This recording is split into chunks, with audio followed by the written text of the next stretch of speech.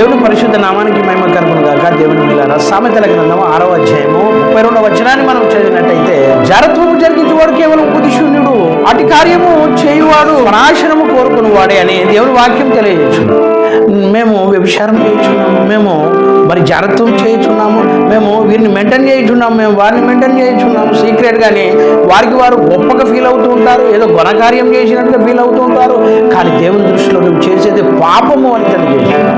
అలాంటి వారికి దేవుని వాక్యము ద్వారా దేవుడు తెలియజేస్తున్నాడు, అతడు బుద్ధిహీనుడు, బుద్ధిశూన్యుడు అని తెలియజేస్తున్నాడు, తెలివి లేనివాడు అని తెలియజేస్తున్నాడు. దేవుని పిల్లల జాగ్రత్తం జరగకుండా ఉండాలి అని అంటే నీ కన్నులు ఒక స్త్రీని కానీ ఒక పురుషుని కానీ చూచినప్పుడు వారి కన్నులు మరి సరిగా చూడాలి, ఇటు అటు చూడకుండా సరిగా చూడాలి, నీ కన్ను రెప్పలు సరిగా చూడాలి అని తెలియజేస్తున్నారు. యోబు గారు తెలియజేస్తూ ఉన్నారు, నా కన్నులతో నేను నిబంధన చేసుకుంటుని నేను కన్యకను నేనేలాగూ చూచేదను, నేనేలాగూ కన్యకను చూసి పాపం చేసేదను అని మరి యోబు గారు తెలియజేస్తూ ఉన్నారు.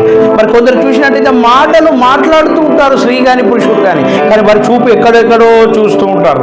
అది సరి అయిన పద్ధతి కాదు అని వాక్యము తెలియజేస్తున్నాడు. ఇటు అటు చూడక సూటిగా చూడాలని తెలియజేస్తున్నాడు. నీ హృదయం సరిగా ఉండాలని దేవుని వాక్యము తెలియజేస్తున్నది. హృదయము అన్నిటికంటే మోసకరమైనది, అది వ్యాధి గలది అని తెలియజేస్తున్నాడు. కాబట్టి దేవుని పిల్లరా, హృదయం సరిగా ఉంటే నీవు సరిగా ఉంటావు అని తెలియజేస్తున్నాడు. మరి నీ హృదయంలో ఉండాల్సినది దేవుని వాక్యము అని దేవుడు తెలియజేస్తున్నాడు.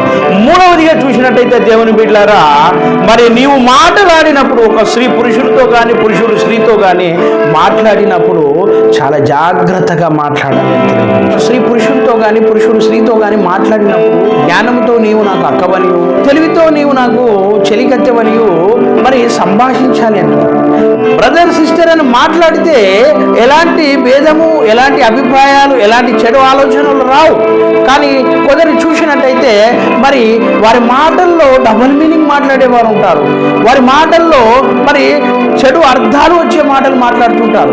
అలా కాకుండా మరి నీవు మాట్లాడేటువంటి సంభాషణ చక్కగా ఉండాలి, ఉప్పు వేసినట్టు ఉండాలి. నువ్వు మాట్లాడేటువంటి మాటల ద్వారా పెడ అర్థాలు రాకుండా, అందులో మరి డబల్ మీనింగ్ రాకుండా చూసుకోవాలి.